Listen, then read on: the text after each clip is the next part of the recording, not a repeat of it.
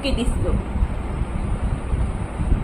আজকে মানবাজারবাসী বা কোনো জায়গায় আমরা যদি সে রাজনৈতিক দলের বিরুদ্ধে যারা কিনা এই রেপ কেসের সাথে জড়িত, যে মেয়েটাকে যে রেপ কেস করেছে, যে মেয়েটার উপর যে ধর্ষণ করেছে, তার জন্য একজন রাজনৈতিক দলের নেতা যুক্ত আছে, এটা সবাই খবরে দেখছি।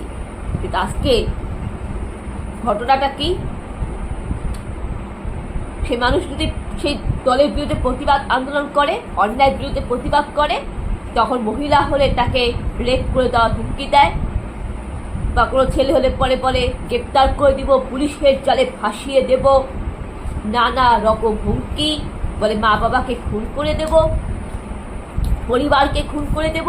এই সমস্ত হুমকি দিয়ে, শাক দিয়ে মাছ থেকে এরা অন্যায়কে প্রশ্রয় দিয়ে, আড়াল করে, শত্রুকে লুকিয়ে, অপরাধীর আড়াল করে এরা প্রতিবাদকে দমন করতে চায়, এরা অন্ধকার দিকে নিয়ে যেতে চায়।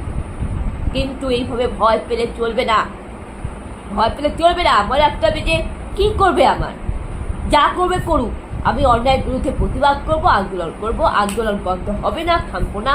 আমি চাই অপরাধীদের বিচার হোক, আমরা সঠিক ন্যায় বিচার চাই। সেই অসহায় পরিবারদের, সেই অসহায় নির্যাতিত পরিবারের ন্যায় বিচারের দাবিতে নেমেছি, তাদের ন্যায় আমি দিয়ে ছাড়বো, এটাই ভাবা উচিত, নিঃস্বার্থপর হওয়া উচিত।